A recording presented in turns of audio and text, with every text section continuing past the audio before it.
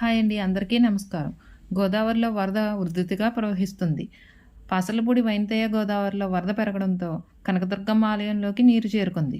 గుడి పెద్దలు అమ్మవారి దర్శనానికి ఈ విధంగా ఏర్పాట్లు చేశారు. ఈరోజు అమ్మవారు మహిషాసురమర్దిని అవతారంలో భక్తులకు దర్శనమిచ్చారు.